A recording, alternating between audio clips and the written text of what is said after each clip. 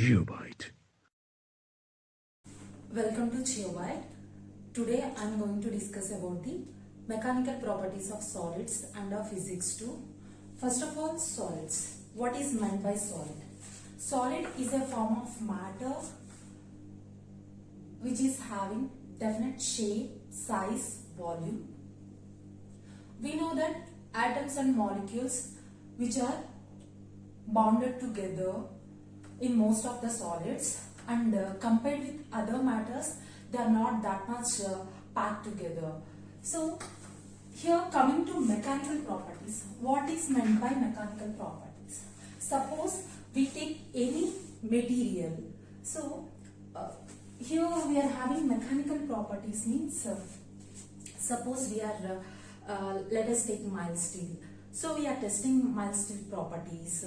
In mechanical properties, let us consider, suppose we are testing any mild steel. So we will get the yield strength, Young's modulus, and ductility, elongation. So we will find these kind of properties. So coming to mechanical properties of solids. So we know that solid is a form of matter which is having different shape, size as well as volume. So the real examples are, we can take wood as well as rock. These are some kind of examples for solids.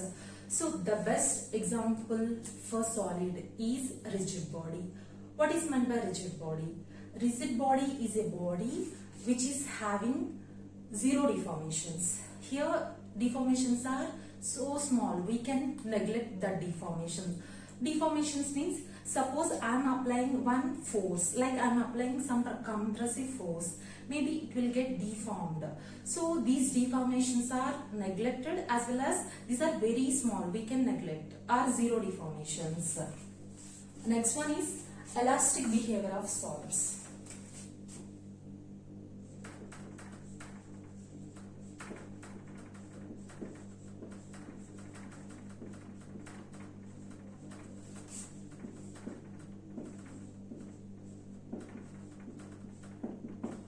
What is elastic behavior? Suppose we can take one cubical kind of structure, like which is having the combination of springs and ball system. Let us draw that thing.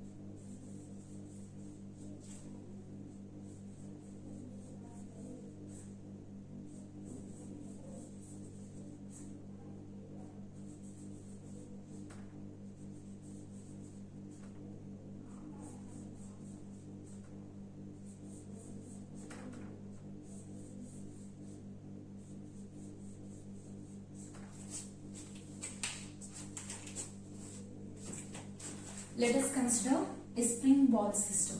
Here what will happen? See, in elastic behavior of solids. So suppose in this system I am applying any force. Let us consider a force F. What will happen? It will get deformed because of the application of the force. So what will happen? Maybe we are applying this force like this. Maybe it will get deformed like this. This is one kind of behavior. So if I am removing this force, what will happen? It will comes to its original position. Suppose if I displace this ball from here to here, these springs will bring back this ball to here. So this entire concept was explained by Robert Hooke in the 1600s. He developed one law. So before going to that law, first of all, we have to see that stress and strain. See, suppose we take any type of material. Let us take mild steel. So we can find the properties. Suppose I am taking one mild steel rod. I am applying some force, kind of stretching. I am applying stretching. What will happen? It will elongate. So that is one kind of property. So because of the application of tensile force, it is going to be stretched, elongated. Suppose if I am applying on the same mild steel compression, so it will get compressed. So let us consider one cylindrical object. Let us consider one cylindrical object. I am applying a force on this number. Like, see here, I am applying equal and opposite forces which are having same magnitude. These two are equal and acting opposite to each other and having same magnitude F. So what will happen? It will elongate. This is our original structure, cylindrical object. It will get elongated up to some extent. Let us consider the length of the member as L. So there is, because of the application of the force, there is a change in the length. That length should be, let us take delta L.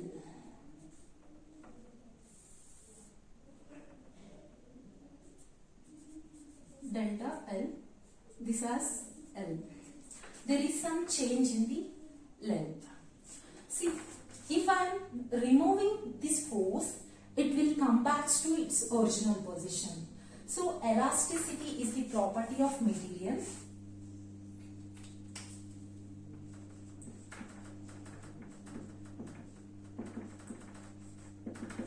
See, elasticity. Elasticity is a property of material. Here, after application of force, it will get deformed. So if I am removing the same force, it will come back to its original shape. So this kind of property is called as elasticity. So here it will get deformed because of the application of force. So this deformation is called as elastic deformation. Elastic deformation. Second one, if I am applying the same force until some extent, suppose in first case I am applying 10 kilonewtons force. In second case I am applying 100 kilonewtons force. What will happen? It will get deformed up to some extent. If I am removing this application of force, it will not get, it will not come to its original position. Maybe it will get deformed until 5 mm, until we take 5 mm or 10 mm. So there is some deformation. The body which should not comes to its original condition. So that kind of property is called as plasticity. That deformation is called as plastic deformation.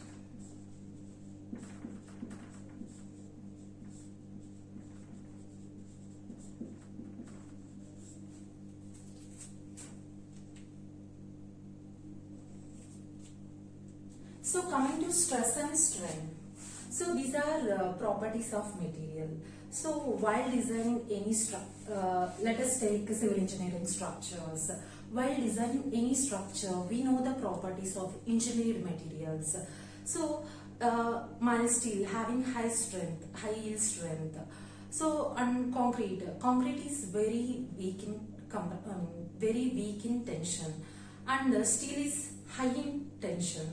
So after the application of so much of load, so all the load is coming onto the slabs and beams and everything. So here it can't bear. So we are reinforcing the steel into the concrete. So we will get the required design strength. So for that reason, we are finding all the properties like stress, strain, and elasticity and plasticity, Young's modulus, rigidity modulus. These kind of properties we are finding. For especially in mild steel, we are finding the ductility property. Why? Because mild steel is having the ductile nature.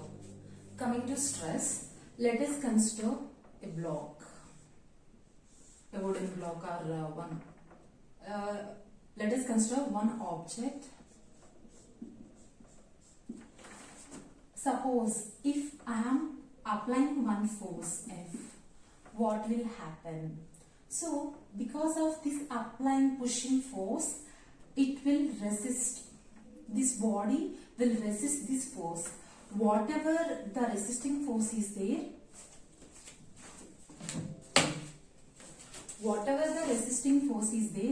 which will develop opposite to the applied force with the same magnitude. So see here I am applying the force F, and whatever the resisting force which is generated because of the application force, that is also F, but it will act in the opposite direction. So here, what is meant by stress? Stress is the restoring force per unit area. See, stress we can denote with sigma or small f. It is the symbol restoring force per unit area.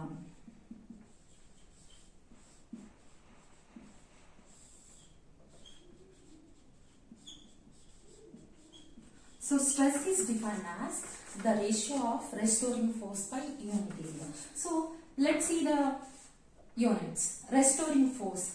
For force, it was newtons or kilonewtons, whatever we can take, and unit area. Area is in meters or centimeters. We can take kilonewton per meter square. So here we are taking take Newton. Finally, it was Newton per meter square minus 2, or we can call it as Pascal. These are the units for stress. Similarly, strain. See here, I am applying the force, same force. We are getting some resisting force. What will happen? Here we are pushing, means we are pushing this object towards.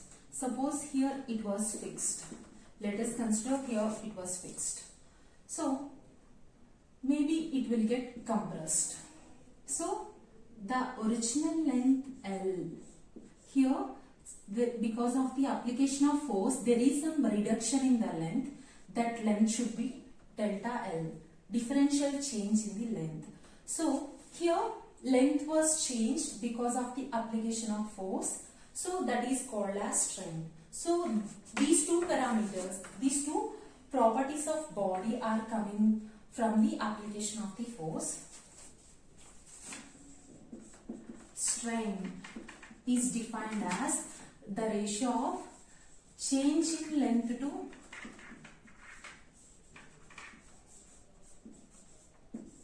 original length.